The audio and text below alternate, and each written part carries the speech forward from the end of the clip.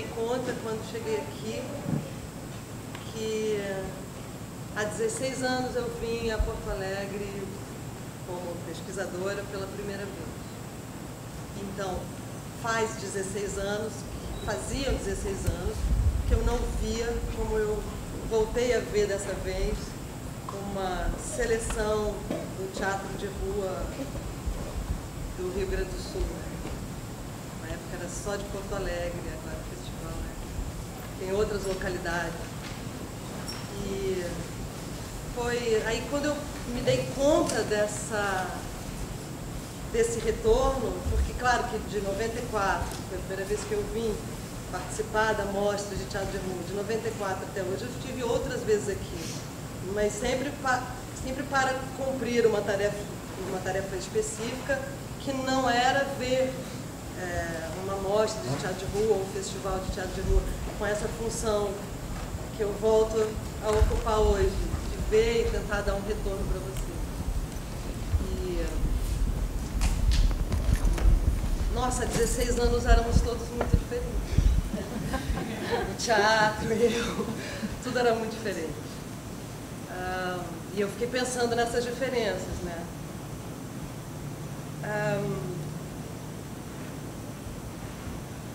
Tentando, assim, resumir muito, a primeira diferença muito clara para mim é que existe uma tomada de território, assim, existe uma consciência plena de onde estamos, quem somos, o que fazemos. O que na época parecia um pouco aleatório, um pouco ao acaso, sem perfil, sem exatamente uma definição de linguagem, hoje é singularizado. Cada espetáculo que eu vi, ele tinha uma cara, e essa cara, via de regra, implicava numa opção, implicava em alguns ou muitos anos de dedicação, de caminhada rumo a uma direção escolhida. E eu espero que isso tenha acontecido comigo também, que eu possa hoje dar um retorno menos ao acaso e mais direcionado. Pelo menos foi isso que eu tentei fazer. Eu cheguei no sábado à noite, tarde, então eu vi os espetáculos do domingo. E ontem eu vi a palestra do Oscar.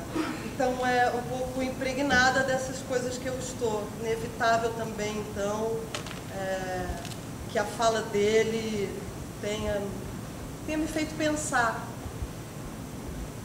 O que eu mais pensei na hora em que eu estava assistindo é que ele falou, por exemplo, que o importante não é a ponta do iceberg, é o que sustenta a ponta do iceberg.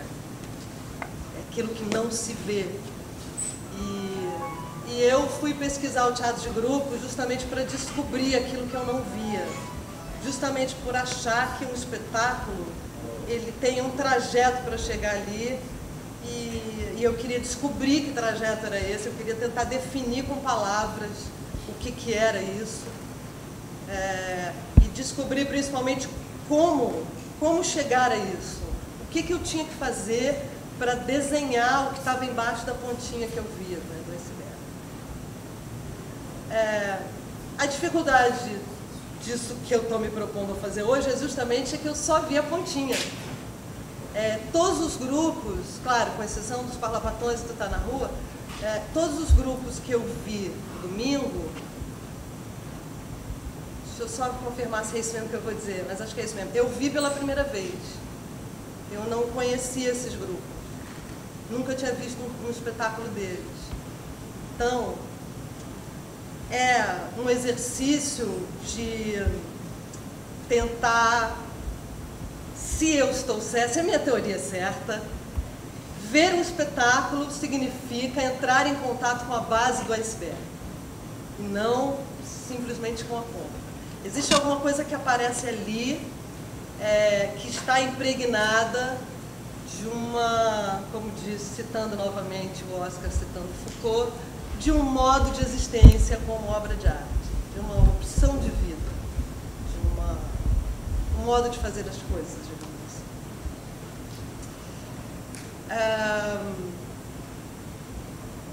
Tem um guia aqui, porque de vez em quando, né, bate um branco.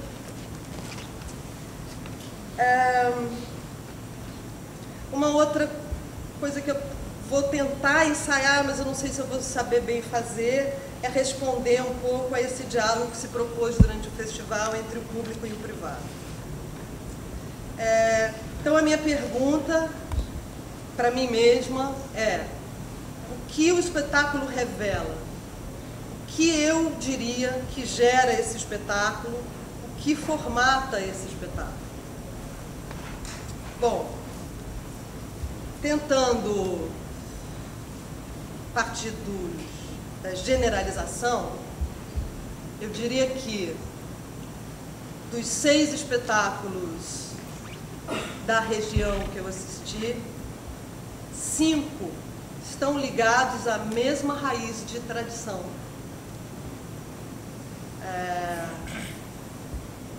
Consultando o meu bloquinho, né, que eu anotava vendo cada espetáculo, havia uma palavra que estava em todos, e essa palavra é farsa. É claro que cada grupo, cada espetáculo tomou essa palavra, tomou essa tradição, essa raiz a seu próprio modo, e imprimiu ali a sua pessoalidade. Mas é interessante ter em mente que estamos tratando de uma raiz, de uma tradição. Eu quero voltar a esse tema no final, mas só para dar uma pincelada, acho instigante pensar sobre esse engajamento nesse gênero, que eu posso dizer assim, né? Se de 6, 5, isso é um engajamento, né? Geral, majoritário.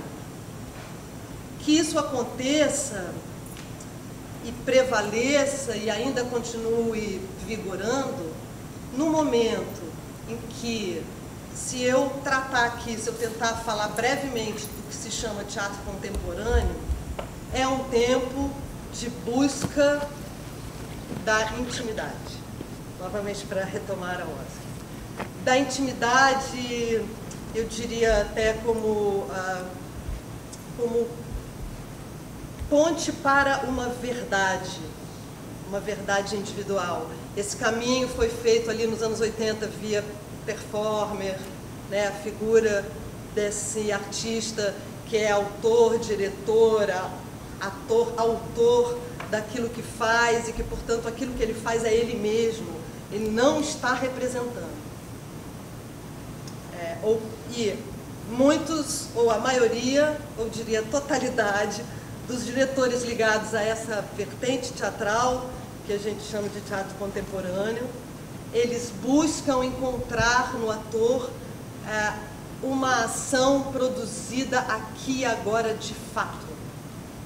Tem até uma fala que entrou para um espetáculo do nosso diretor mais contemporâneo carioca, que é o Henrique Dias, que alguma coisa de real aconteça. Então, quer dar quer fazer esse tipo de relação com o espectador. Você está diante, ou você se ilude, ou nós conseguimos iludir você de que você está diante de alguma coisa que está se produzindo, de uma sensação de intimidade. E voltando, a farsa é o oposto disso. A farsa é o domínio da teatralidade, né? Da teatralidade mais crua, mais viva, né? E, bom, enfim, eu achei curioso pensar isso. Ainda não tenho, nesse momento, nenhuma conclusão, mas acho que é um bom ponto para a discussão. Será que o teatro de rua estaria apartado da contemporaneidade? Nossa, vou levar ovo aqui. Vamos lá. Então, tentando descer no que é específico para sair da generalidade, claro, porque são 5 espetáculos completamente diferentes um do outro.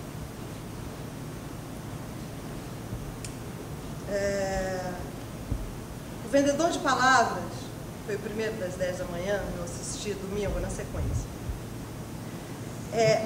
Nesse espetáculo, a farsa passa por um filtro de, eu diria, rigor e sutileza. Rigor porque vigora ali uma técnica e uma precisão quase absolutas. É um espetáculo baseado em partitura. E sutileza porque o espetáculo faz a farsa, que é um gênero do exagero, descer, eu diria quase que a sua menor porção possível. Então é uma roda pequena, os atores falam, eles usam a voz falada, eles dão uma ênfase, né, a encenação tem uma ênfase no detalhe. Existe ali uma grande sofisticação estética e dramática, dramática no sentido dos signos que perpassam a encenação. Isso, por exemplo, no trânsito de elementos que codificam os vários personagens, os diversos lugares, em que a cenografia também ajuda, então as diversas ações que se estabelecem ali.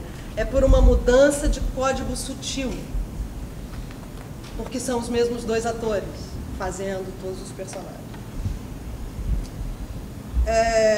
Isso requer, por parte do espectador, uma concentração que não é, a princípio, uma prerrogativa da farsa. Achei muito curioso, depois de fazer essas minhas observações, hoje retornando no programa do festival, eu vi que tem uma palavra, uma expressão ali, que é identidade visual.